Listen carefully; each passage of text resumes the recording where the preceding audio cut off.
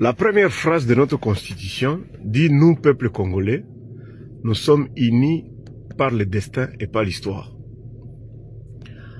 La première phrase de notre hymne national dit « Debout congolais, unis par l'effort et unis par le sort ». Voilà, on a appris à l'école que les pygmées sont les premiers arrivants, les premiers occupants.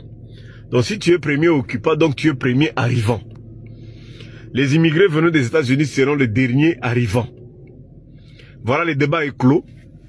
Nous avons suivi les communicateurs du régime et ils nous ont dit qu'il y aura un problème d'argent. Donc eux, ils ne voient que l'argent. Aucun risque de ce qui est arrivé en 94. Et ceux qui vont arriver, on ne sait même pas ils sont de quelle nationalité. Maintenant, comme vous voulez toujours vous apprendre au Rwandais, et si ceux qui venaient des États-Unis étaient des Rwandais, vous allez faire comment? Donc, la cohabitation pacifique fait partie de l'un de nos piliers. Nous sommes un pays ouvert, parce que le Congo est une forêt équatoriale. Tous ceux qui habitent sur le sol congolais sont venus de quelque part. À chacun son tour de venir. C'est pourquoi il faut avoir une politique de tolérance, une politique de cohabitation pacifique. Les immigrés, là, quand ils vont venir ici, les enfants qui vont naître ici seront des Congolais. Et donc, il faut commencer déjà à vous préparer à ça. Ils vont venir, ils auront les documents, ils vont faire des enfants ici, et ils vont rester des Congolais. Voilà.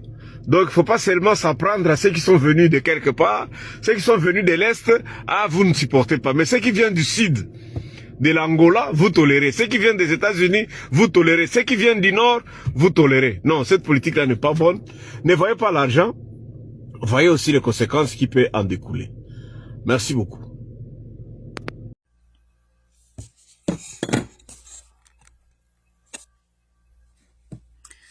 Bonjour, bonjour, peuple congomani. Eza bino ndeko damasawa. Bon, nana quelques minutes, espérons dans un mois 30-40 minutes, eza na makambo na ngeto sola muke.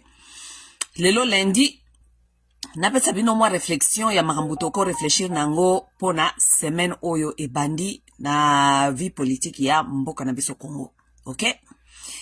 Bon, mon titre n'a commis diplomatie agissante selon IDPS et puis réaction ya Kagame sur intervention ya Kagame réaction na normalement sur affaire ya Jean-Luc Abiyarimana. OK? Natala ki ba vidéo ebele ya ba congolais ba ozo sala elango ba émission et ba analyse et pas ikili. Mais, bon, ngapena albina ya kuputia yanga input, ok?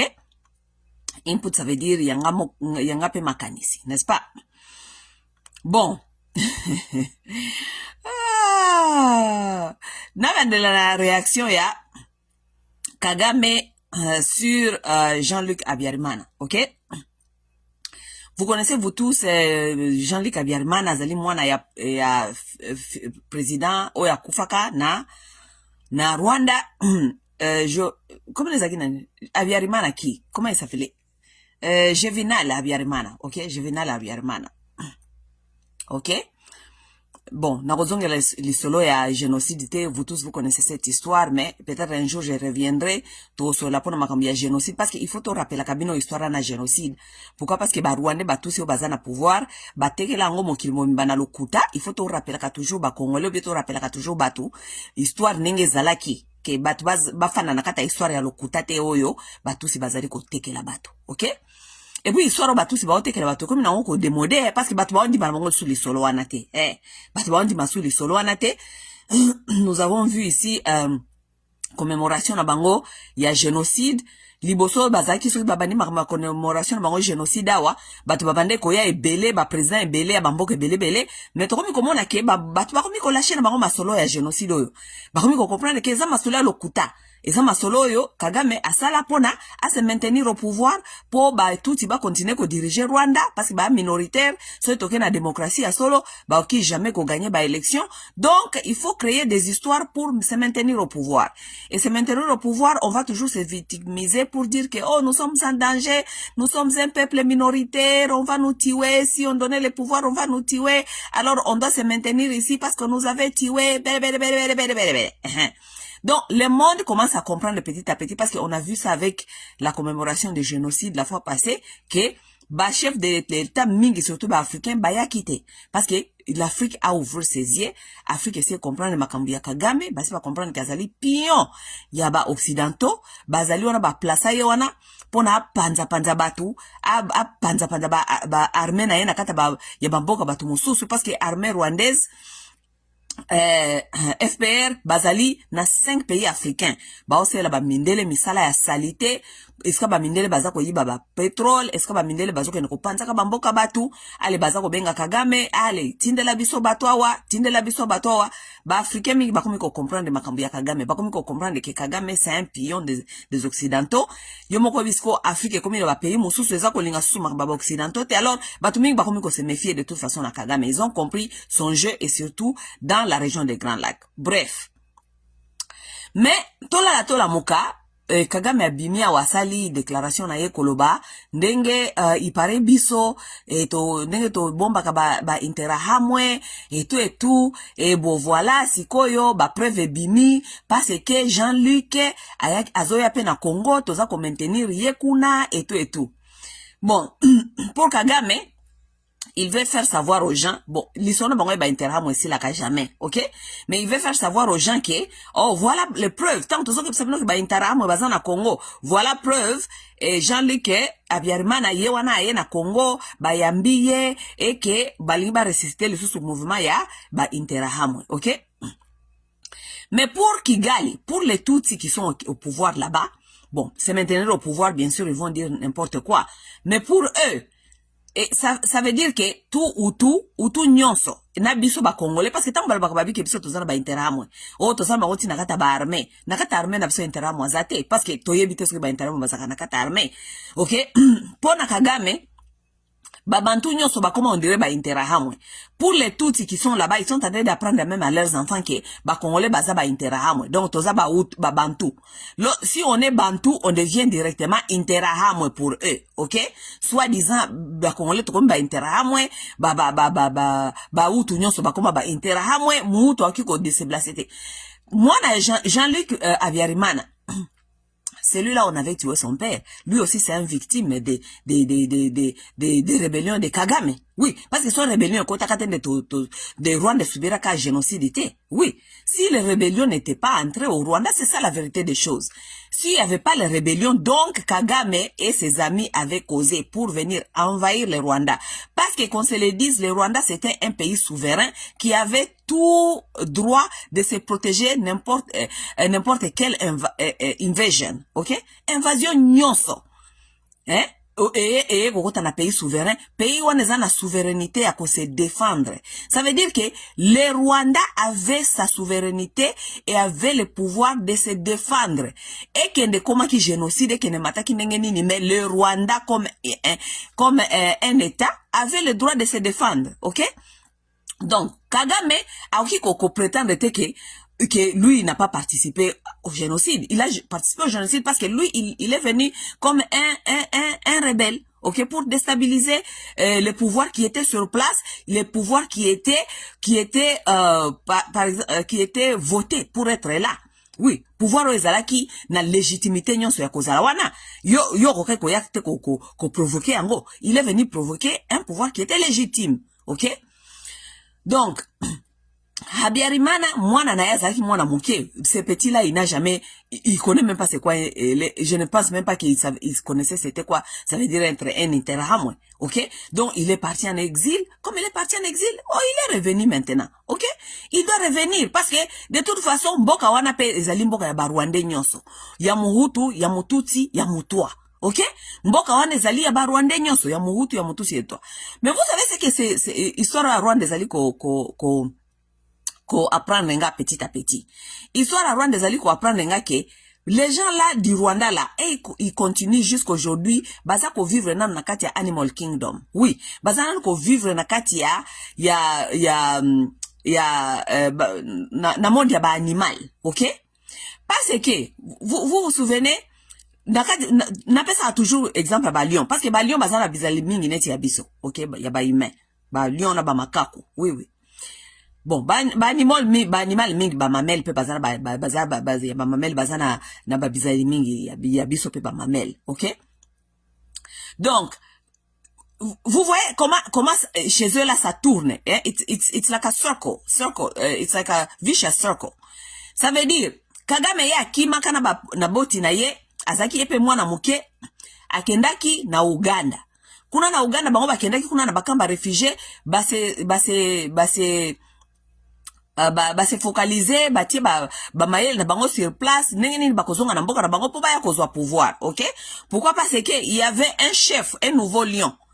Parce que na Animal Kingdom soki lion ya sikaye, OK? Lion ya sikazelaka oya kala akoma faible. Ou bien akoyaka ka lion ya sika akoyiko yaka pe ko attaquer kingdom ya ba lion wana abundisi lion azali wana. Soki lion wana o azali sur place aza makasi akimisi yo ou bien abomi yo, OK? Mais yo soko za makasi oye ko bundisa lion wana et surtout soko komi affaibli oko lia ye obomi ye okimisi ye. Soki ye lion wana obomi ye, qu'est-ce qui se passe? Tous ces enfants mâles, tous ces enfants de lionceaux mâles vont fuir. Ils vont fuir parce que lion oya ko s'installer sikawana ako boma ba lionceau wana nyonso. Soki ba kimite. Soki baza faible baza na ba bébé ba ko kimate, lion wana yaka s'installer à sikawana aboma ka ba lionceau nyonso. Oui. Mais soki baza ba lion o ba komi kokola ba komi mwa mikolo ba ko se prendre en charge, ba lion wana ba kimaka bango nyonso. Parce que lion ya sikaye, lion ya mal aye, alingi komona mal mususu wana te. OK? Et comme isiko lokola makambo tozali ko vivre sikoyo na Rwanda, OK? Parce que Kagame akimaka na ba ndeko na ye ya ba tusi mususu bakei comment ça s'appelle bakei exil. Bakei kuna ba se regrouper ba s'arranger ba ye ko bundisa susu Habyarimana. Ça veut dire ba lion na mike bakendaki kuna bakomi na makasi ba ye ko bundisa lion ya azaki na Rwanda. Ale ba bomi Habyarimana bana nyonso Habyarimana ba lionso nyonso ba kimi. Liye Kagame aye a s'installer na batuna ye pouvoir ya sika. Sikoyo mwana Habyarimana sika azalaki Jean-Luc ye pa kokola ti. Tango bobo makaba papa ba lion wana. Boye bakateke ba lion wana pe ba kimaki wana bakei kuna bakokoma pe makasi bakokoma pe ba lion mususu pe bakoya lisusu ko bundisa yo. C'est ça que nous sommes en train de vivre. En tout cas, nous sommes en train de vivre Animal Kingdom au Rwanda. C'est ce qui se passe au Rwanda. Bon, sikoyo Jean-Luc pe akimaki. Po bobomaki tatana ye. Azaki lionso akimi. Tango akieska akimaki kuna bokanisa epe kangika kama boka otala bino. Lui aussi il a fait il réfléchissait. Lui aussi il faisait aosala moi ba contact na ye na batu. Azoko tala parce que Rwanda pesa mboka na ye. Aza obligé peut-être kofanda na exil toute sa vie. Non, il n'est pas obligé d'être en exil toute sa vie. Oui. Bosikoyo Kagame akomi komona danger. Lionceau wana kimaka na bomwana. Il fallait même pas boma bango nyonso ndenge ya monaka. Il fallait pas boma tabana wana nyonso. Mais comme ils ont eu le temps de s'échapper, Lionceau akei kendaki akomi pe makasi. Esika kendaki akomi pe makasi. Azako se préparer yepe neni akozonga yepe na mboka na ye. Ça veut dire yo Kagame lokolo komi kokoma lion ya affaibli po komi kokola.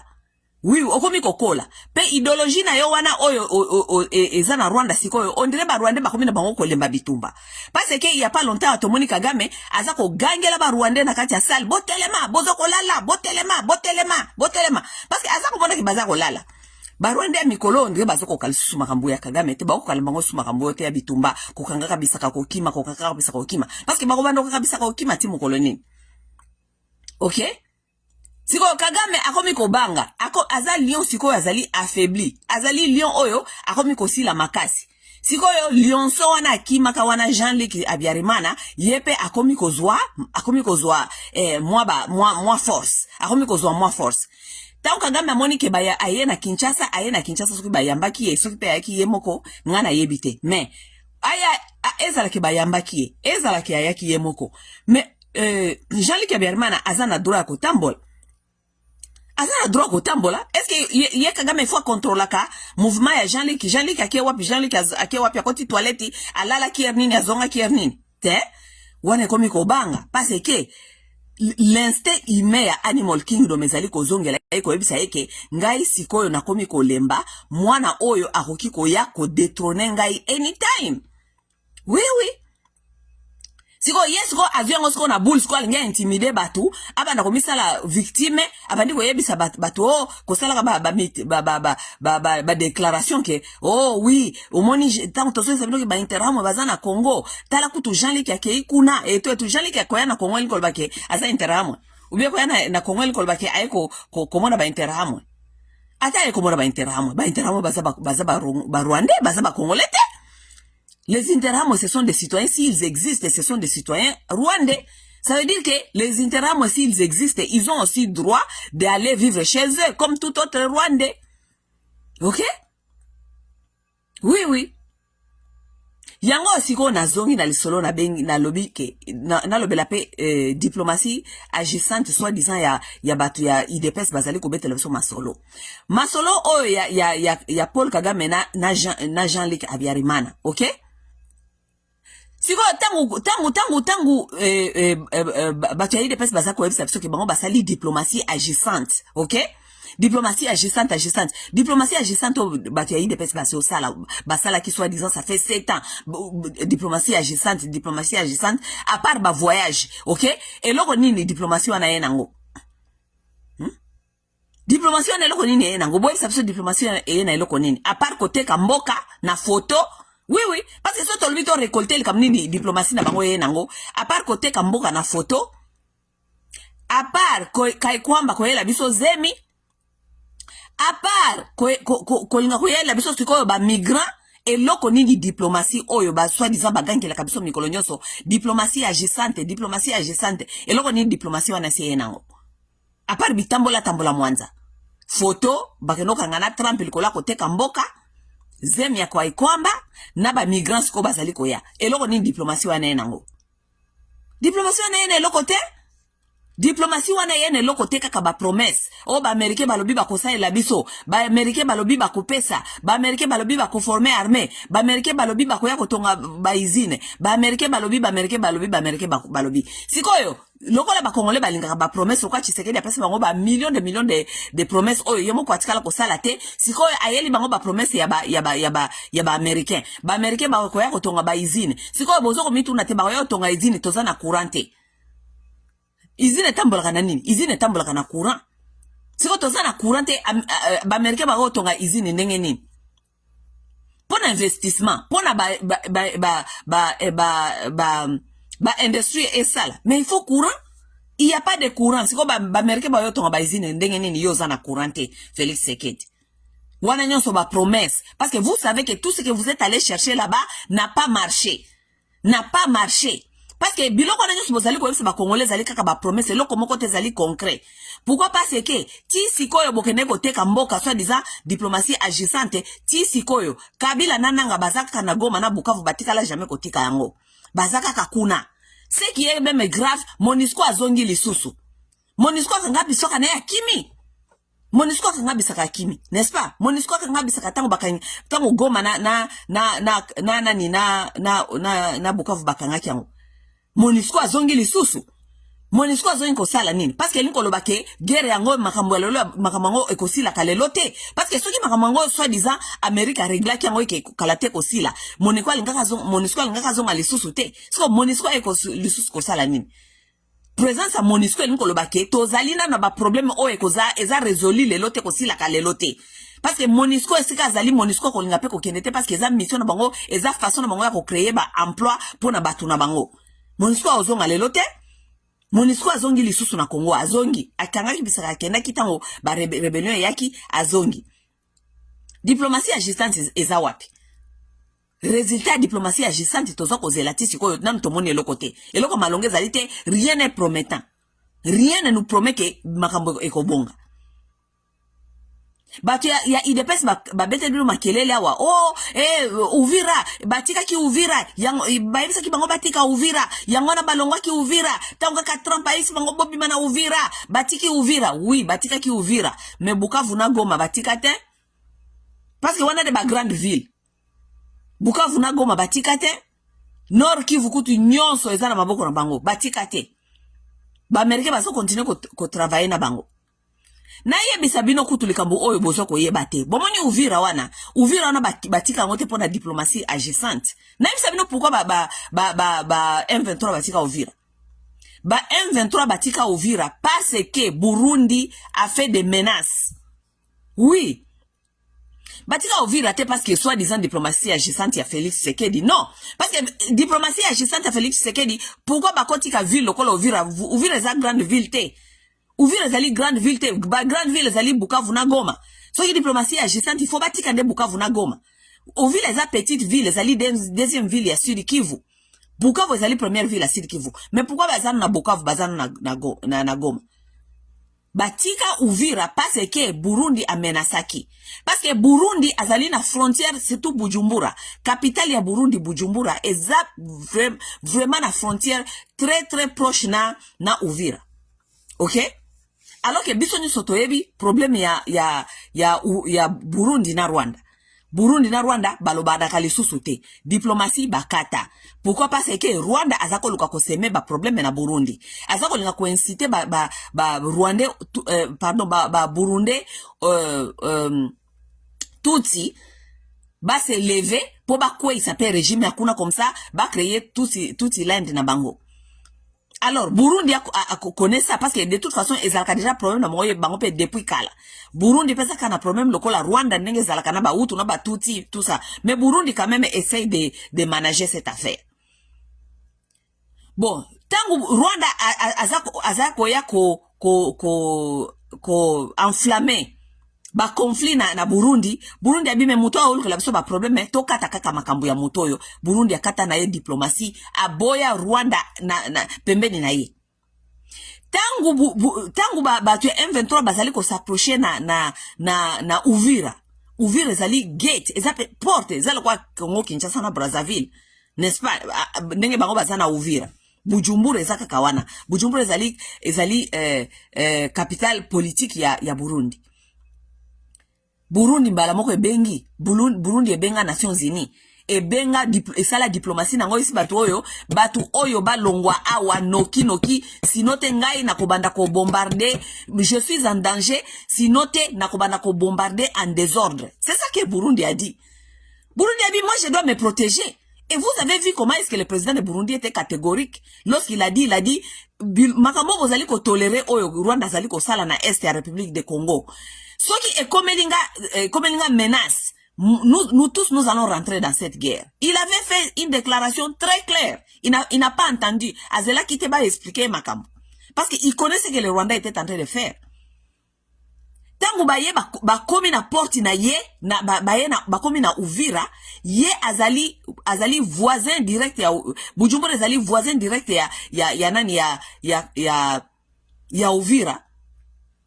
Burundi abengi Nations Unies abengi batu isi bango bolongola batu oyo awa soki balongwe awa te moi je vais commencer à bombarder en désordre et puis bolo bateke na yebisaki binote parce que moi je vous ai déjà dit que batu oyo na makambazali ko sala bazo ko linga ba déstabiliser biso nyonso donc bolongola bango awa alors les Amériques et les Nations Unies benga batu ya M23 baisa bango bolongwa na Uvira. Ce n'était pas parce que c'était une diplomatie congolaise. Non. Ce n'était pas parce que le Congo avait fait sa diplomatie. Non. C'était parce que Burundi avait dit que soki bolongoli batu oyo awate, lorsque je vais commencer à me défendre, je vais bombarder en désordre. yango balongola ki batu wana balobi bon lokola tolingi te Burundi pe akota na makambo oyo tolongola batu oyo tolesa ngo bazonga kuna na Bukavu na Goma esika bazwaki epa ya babolole donc babolole bakongolais batu bayebi te ko sala menace bakongolais batu bayebi te koloba ce qu'ils vont faire, ils n'ont pas une armée qui donc bozonga pas babolole loko bosu ki déjà Bukavu na Goma bozonga kuna parce que awa Burundi a boy boza na frontière na ye comme ça menace comme ça Burundi soka koti makamboyo et comme makambo to kapesus ko contrôler te bolongo na Uvira. C'est pourquoi ces gens-là ont quitté Uvira. Ces gens-là n'ont pas quitté Uvira likola bata ya batu ya makelelo basoko bata fashi béton basoko bisa biso ke o balongo wa ba moni tango kaka fachi kaka tango azaki kaka kuna na Amerika le yebisi bango diplomatie agissante omoni balongo na Uvira balonga na Uvira me balonga na Bukavu na Goma te pwani bazonga pa ba mobobe bazonga pa bazoba eska ba osala bango eloko te ok siko ngana lobiboe ye Tshisekedi na diplomatie na ye ok soit disant diplomatie agissante voilà une opportunité que ces gens là ici ont raté de faire soit disant diplomatie parce que même si nous sommes en train de chercher paix durable na est de la République paix durable kozonga quand paix durable kozonga soki oyo bisope to adopter ba mo oyo Kagame adoptaka ba mo alobaka bi ke cause root cause ok ça veut dire cause profonde de bango ba benga ngono les causes profondes nous devons parler des causes profondes ok nous aussi nous devons adopter cette même langage nous devons parler des causes profondes. Cause profonde pourquoi Rwanda azali na est de la République soit disant ba interahamwe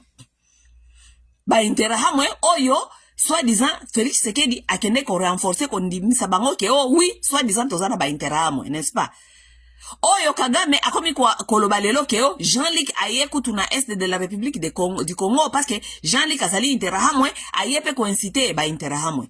Voilà, c'était l'occasion ce qui tokoya en Amérique penza ko sala diplomatie soki agissante toloba ke biso pe tolingi to solo la makambo ya cause profonde pourquoi Rwanda dit toujours que il est à l'est de la République soit disant il y a des interahamwe. Ok Rwanda, pourquoi vous êtes dans l'est de la République? Cause profonde parce que vous gardez les interahamwe là-bas. Ok, comme nous gardons les interahamwe ici nous devons parler maintenant des histoires des interahamwe. Les interahamwe sont congolais ou bien ils sont rwandais? Question kaka o batuna ka Tshisekedi parce que Tshisekedi partout akendaka kofunda soit disaki kofunda batuna ka Tshisekedi question moko ba M23 baza ba congolais ou bien baza ba rwandais. Tshisekedi alobaka na batu nini baza ba congolais. Ok, si ce sont des congolais ça veut dire que ce sont des problèmes internes.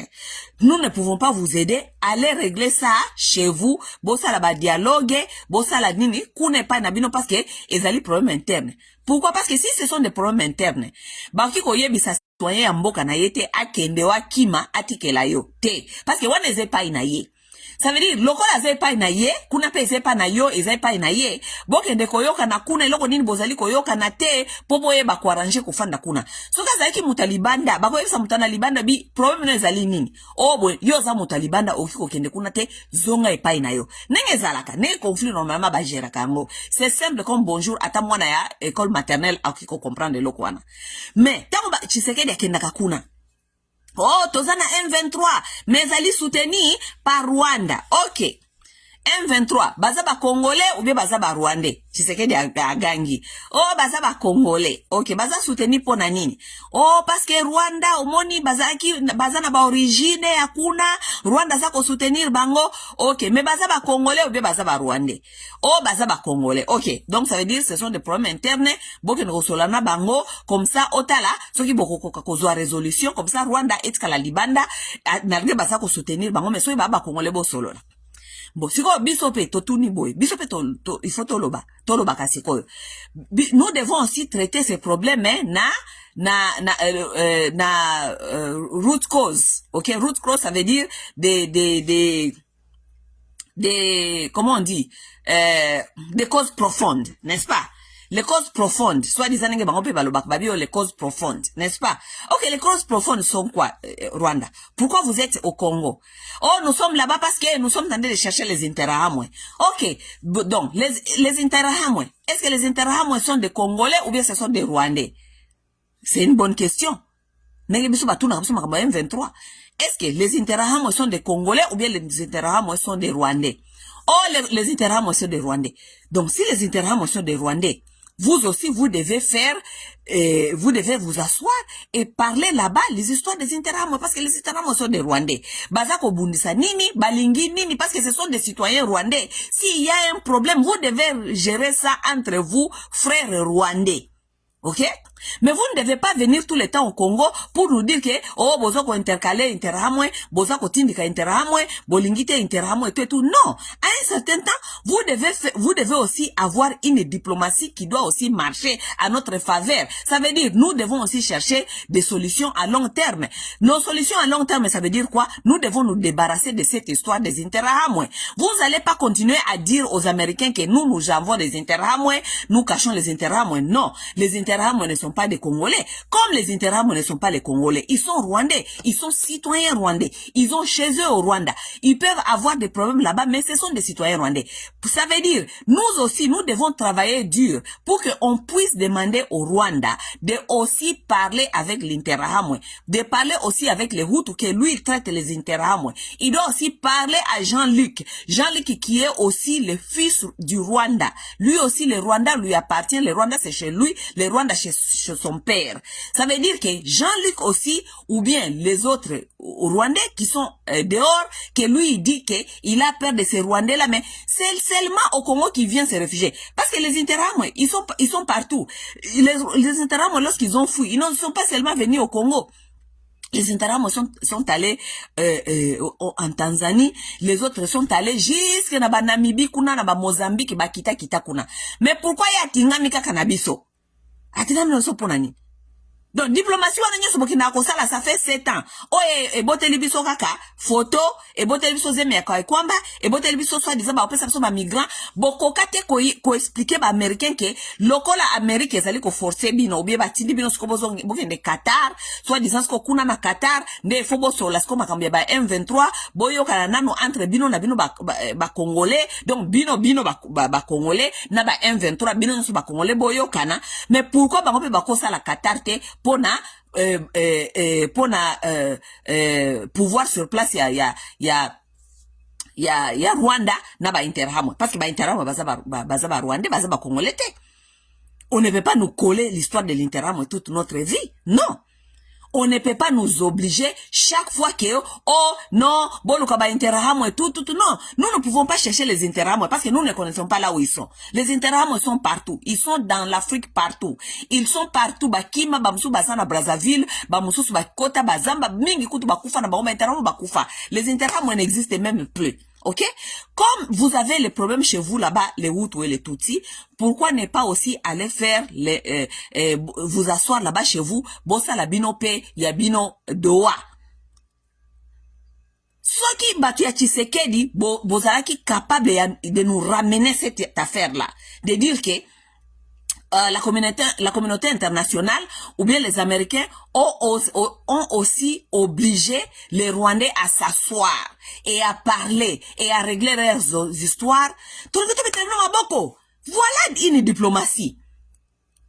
Là, nous sommes en chemin de trouver des solutions aux problèmes.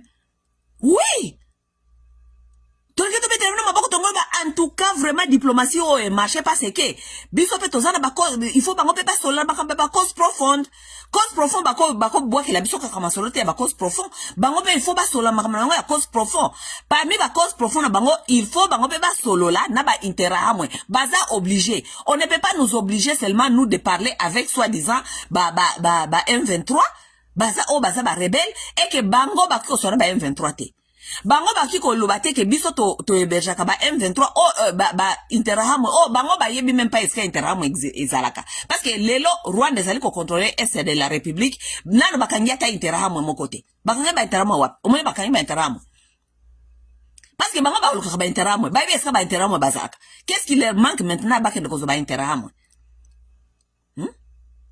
Bon, si koyo bango balobi ke baza na kati ya Congo, parce que bazali ko bundisa interahamwe. Mais biso toki koloba te ke biso pe toki kokota na kati ya Rwanda te parce que ye pe azali ko former ba rebelle, ye azali ko former ba rebelle bazali ko ya ko attaquer Congo. Parce que ba soda wana nyoso yaye bakota na kati ya Congo, baza ba Congolais te, baza bango nyoso armée rwandaise ekota. Donc biso pe tokokota na kati ya Rwanda, biso pe toloba ke c'est parce que bango bazali ko former ba rebelle awa bazali ko former kotinde la biso soit disant ba soda na bango bako sa biso bazali ba Rwandais yango biso pe tena no ko sécuriser ba frontière. Nous aussi nous avons cet argument aussi que nous pouvons donner aussi parce que biso kutu tozana ba preuve parce que bango ba soda na bango baza pena na kati ya mboka na biso et tout le monde est au courant que ba soda na bango baza na kati ya mboka na biso. Nous aussi on pouvait aller au-delà de nos frontières pour nous dire que Kagame soutient toujours les gens qui vont venir nous menacer. Nous aussi nous devons être proactifs pour na tata oyo lokola linga ko menacer biso tout le temps biso pe to tie ba offensive measure ne ba mone ya mikoloti offensive measure offensive measure wana ezaka kaya Kagame te offensive measure pe ya biso parce que nous sommes au courant et nous avons des preuves que lui il forme les gens pour venir attaquer le Congo. Il donne même ses militaires pour venir attaquer le Congo attaquer le Congo. Biso pe toko sala defensive measure te. Biso toko sala defensive measure te.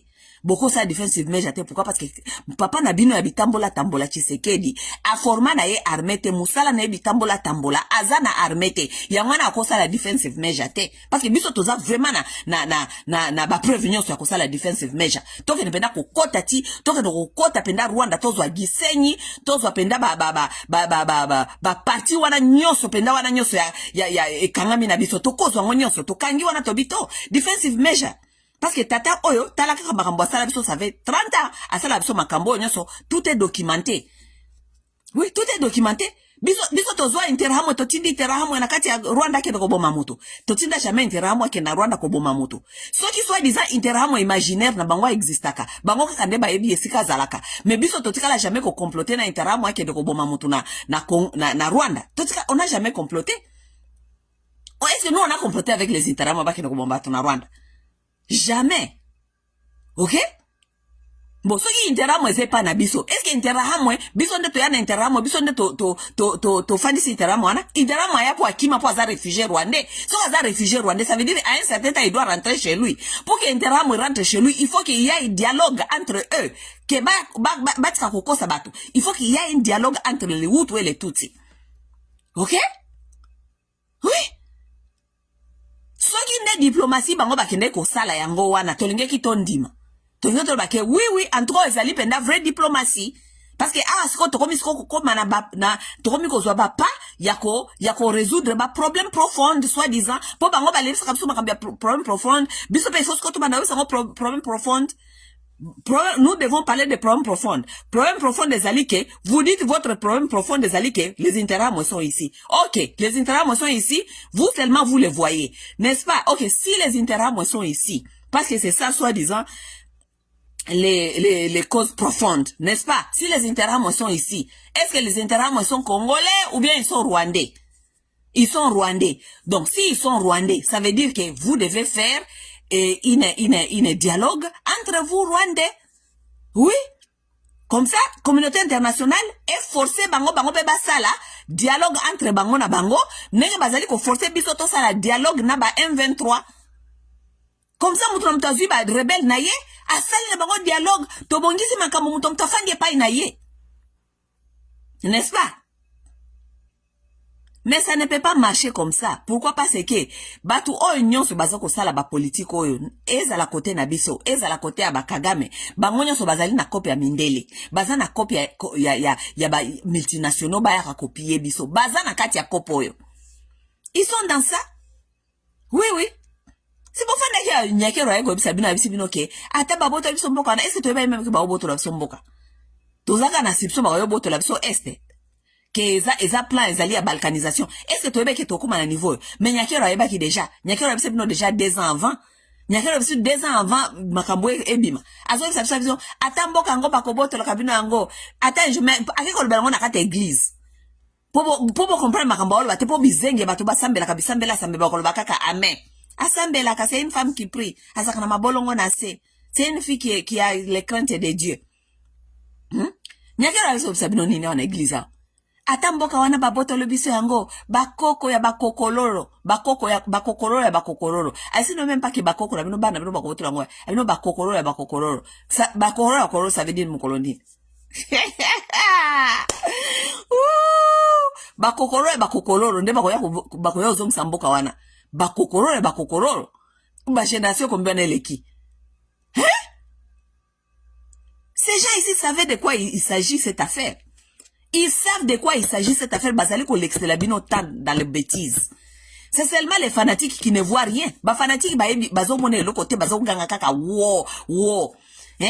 Oh, tu sais qu'il y a une diplomatie agissante. Depuis tu sais qu'il y a une diplomatie agissante. 7 ans yango tozokene diplomatie agissante. À perdre un bon combien na voyage na ya kili. À perdre un bon combien. Et belé bebo. Et loko nini loko diplomatie agissante yenango. Et loko te.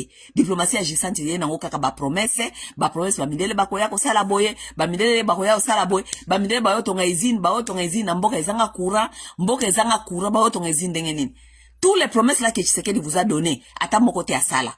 Pour courant ezate. Oko tonga mboka te zanga courant zanga balabala. Ba américain ba oyo tonga ba izini wapi? Na kata capital, ba tonga na capital te donc il faut pas tonga ngo na ba province na ba place ezali reculé. Oui, n'est-ce ba tonga ba izini. Kuna ba place ezali reculé kuna ba balabala ezalaka te, courant ezali te, mai ezali te. Aéroport ezalité. C'est quoi, ba américain, ba oyo tonga izini. Yoko ba congolais ba gangi, wow. Parce que baza ko réfléchir te. Ce sont des gens qui ne réfléchissent pas au-delà des sentiments.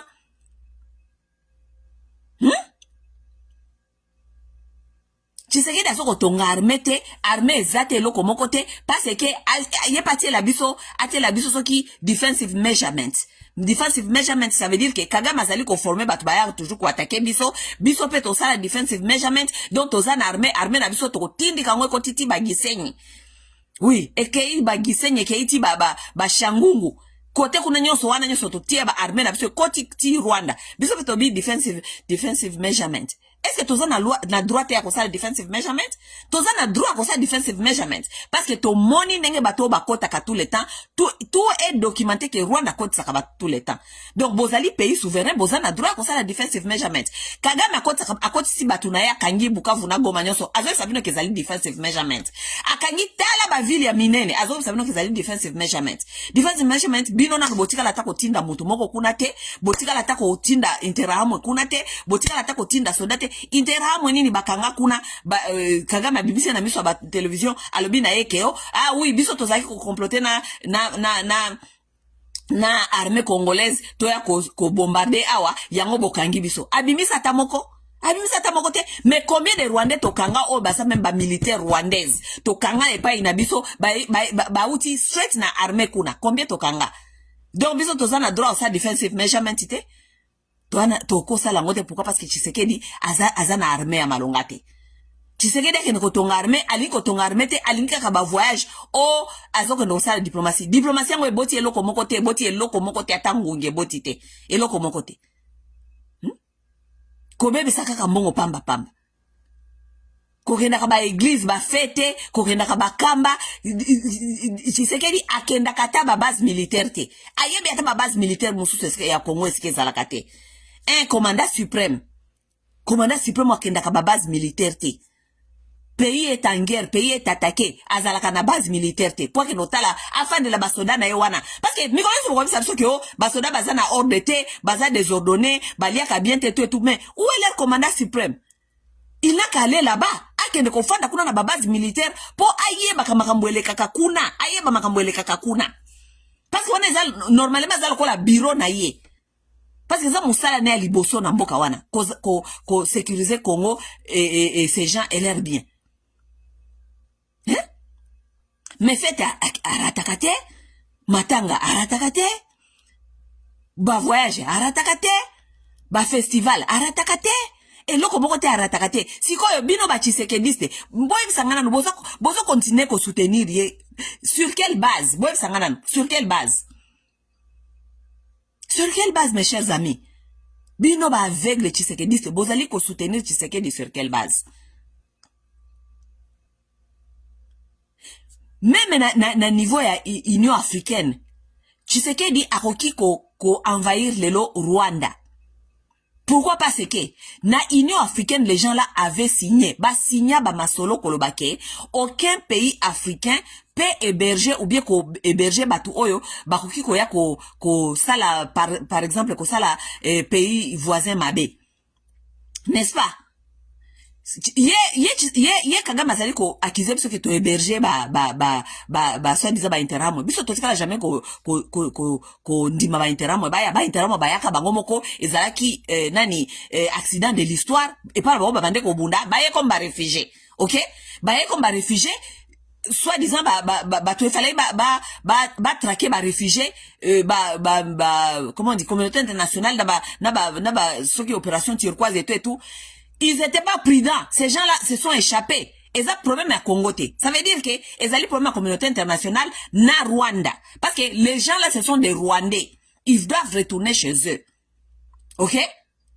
Biso te totia kana mboka na biso to bino bango ke boya awa boba na ko s'entraîner bokende ko boma ba Rwandais te. Parce que interamo azalaka na ekutu lisusu te parce que James Kabarebe tout le temps James Kabarebe ayaka na musée babomi bato. Baboma ba utu nyoso.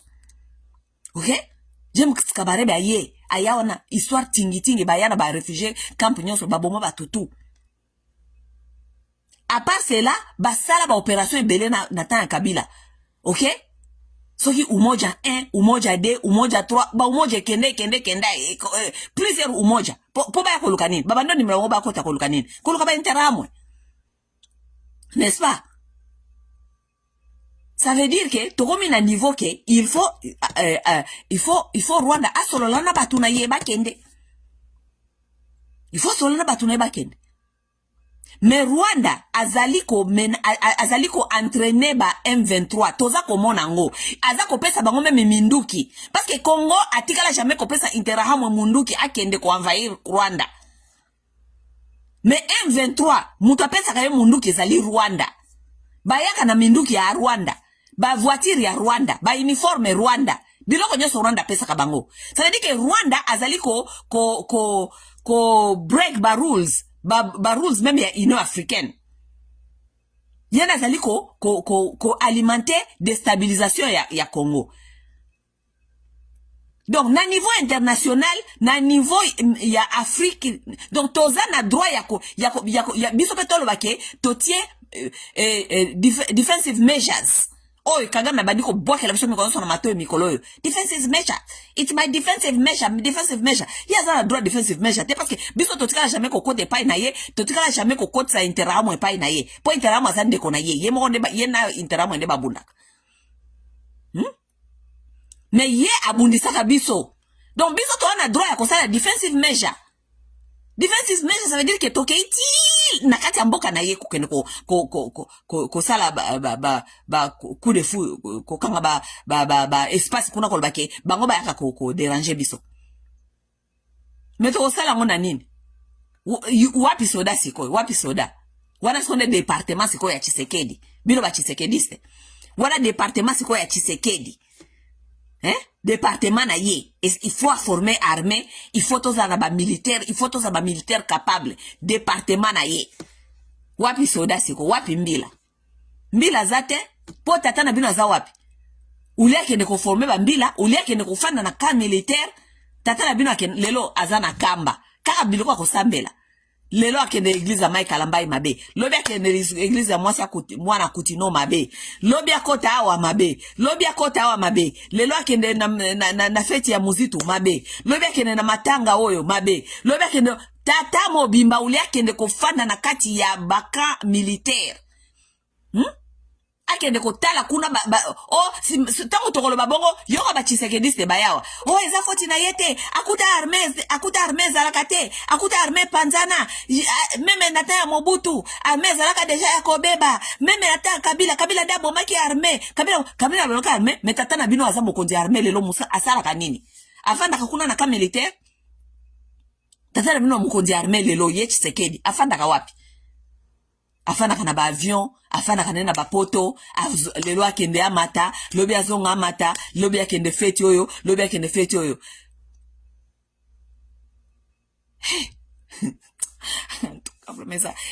eza pitoyable Et puis nous allons venir nous asseoir ici pour na koyoka bino bo bisa so ki Tshisekedi azosala. Tshisekedi azosala nini? Tshisekedi azosala nini mutu azangi armée? Azosala nini? Pays comme kaka passoire donc mutu akokota sécurité zate, mutu akoko contrôler mutu azate, rébellion bimakotoyo, rébellion mususu bimakotoyo, rébellion mususu bimakotoyo, donc armée zate. Mais lorsqu'on est Tshisekedi, on ne peut pas réfléchir parce que cerveau non c'est basi balia kiango. Lorsqu'on est Tshisekedi, on ne peut pas réfléchir. Diplomatie agissante, diplomatie agissante. Diplomatie agissante, vous êtes allé voir les gens qui doivent faire les décisions sur l'affaire de l'Est de la République. Vous n'avez pas été capable à dire à ces gens d'imposer le Rwanda, de s'asseoir avec son peuple. Vous n'avez pas été capable. Mais Rwanda a obligé Bino Solana M23. Mais vous n'avez pas été capable d'imposer aussi Bango Beba Solana Interaham ou Beba Solana Bahutu. Et vous allez nous dire diplomatie agissante. Diplomatie agissante dans Dengeni. Tous, il y a rien qui a changé dans ça. Le Rwanda n'a pas changé. Rwanda atikalika kaisika ya zalaka, atikalika kaisika na maloba ya alobaka, et loko moko te changé, alobi pe kolongola pe batuna yete, et loko moko te ko changé, ata bosali nini alobi ka kolongola batuna yete. Pourquoi? Parce que nous sommes en train nous avons des gens qui n'ont pas l'intelligence.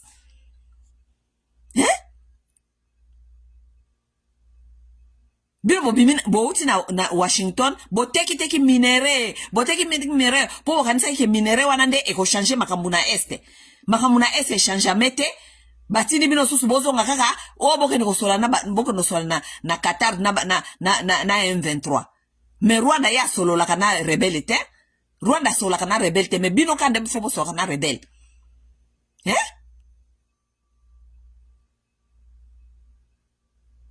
Bomoni muninga na bino Burundi te. Nenga alobina batona ba longola batuna ba M23 na Uvira parce que ça permet la frontière na ye. Bomoni te Burundi nenga bisi bato. Ay son bon longola bato Nokia wa solo na ko bombarder wa en désordre beaucoup regretter. Les gens là connaissent Burundi. Bazi yo sérieux. Ndayishimiye azo sakana bangote. Ce n'est pas de la blague ici. Ndayishimiye ne fait pas des voyages n'importe comment. C'est un monsieur responsable. Il garde son pays bien. Il guette les dangers. Il n'est pas comme votre papa Tshisekedi Chilombo irresponsable. Mboka ya guerre ya zako sakana kaka na ba joueur ya football azako sala buzoba. Ndayishimiye alobi bolongola bato na Uvira tout de suite. Ezali menace na frontière na ngai. Bolongola bango lelo. Nani ko yoke lokote. Balongoli bango. Bati bango wa bazongisi bango Tshisekedi basi bango boke na Bukavu na Uvira kune pa zoba wana ausa bino lokote boke na bino kuna ba bimi na Uvira noki ba mati Bukavu Goma ba kesu ko fanda kuna parce que Ndayishimiye pesi bango tante. Voilà un homme d'état il voit les dangers bato sala anga toujours ba menace bango ba komi na porte ya Uvira awa lobi so na kangimi so bako tada awa Bujumbura bolongola bango na frontière na nga noki na kupesa bino tante bolongola bango balongoli bango Uvira basi bozo pa Tshisekedi na Bukavu na Goma bozonga kuna eska ya lisana eska tatawana azalaka na kata ba feti tatana kinaka ba matanga tatawana yebi ataba base militaire na esike ezalaka te bozonga kuna pa Tshisekedi yango bazongi Bukavu na Goma bazongi kuna. Et puis vous savez que ba américain ba kenda ki kuna diplomatie bokomona et loko tozo komona loko te we ain't seeing shit. Tout le monde est loko mon côté parce que Kabila paye donc de plus bazoko fana na bango de plus kutu ba coopération ba komi ko sala ba coopération na bango chintoko ba fandi na bango kuna Kabila nanga ba fandi na bango kuna na ba Makenga ba fandi na bango Kinshasa pe bafandi na bango si mabozo ko yebisa biso nini awa bino bafana kwiti bozo ko yebisa biso nini. Vous nous dites quoi? Vous ne dites rien du tout. Bon, c'était un peu ça. Nangena ebisabino kaka. Diplomatie est foutite. Diplomatie est ne l'autre côté. Diplomatie est ne l'autre côté. Yebisa batalibaba pe sapso liste de diplomatie est nanini. Diplomatie soi-disant législante. Et nanini. Diplomatie était kimboka likola photo. Parce que tozu est l'autre côté. Tote ki minere Félix azui photo na Trump. Est-ce que na kosi? Tozu nini? Tozu nini? Bisonde tote kimboka. Félix azui photo na Trump. Nini yango toye nango? À part côté ka topesi tant tote kimboka eloko nini to bimi nango kuna. To bimi kuna na victoire ba bis to récupérer Bukavu na Goma. To récupérer est de la République, to récupérer le côté. Est kaka ndenge zalaki na maboko ya bato zalaki nango et en plus de cela bazongi se biso sous Monisco. Est-ce que Monisco ezali ça veut dire que eza ba conflit à libela, ba conflit ne ko sila kate. Bazongi se biso sous Monisco. Si nyama be makasi, Monisco azongi. Si nyama be makasi, Monisco azongi. Ça veut dire que conflit est aussi la kate. Yango bazongi si Monisco. Va là-bas, là où il y a toujours des conflits. Les gens là ne vont pas s'arrêter à se battre. Va là-bas, retourne là-bas. Monisco azongi. Wana de diplomatie? Wana de diplomatie? Hein? Et en plus de ça, boyeli biso matabisi. Matabisi boyeli biso ba migrant? Hein? Boyeli biso ba migrant? Na maman na bino la diplomate, maman na bino maman de la diplomatie, yé pa yele biso zem. Ne biloko diplomatie bimisi. Bo pesa biso liste, na pesa bino challenge. Mutu na mutu akoma liste ya diplomatie, ska diplomatie yé na nini. Ok? Comme ça, tout ça la ba comparaison. Po makambona olo beza lokutate, diplomatie yé na nini. Bino bati ya Tshisekedi, bo pesa biso liste ya diplomatie yé na nini. Comme ça, total là, ce qui to gagné côté nini. Et l'autre côté Jingu zéro ntabio lokola ba mushi balobaka ntabio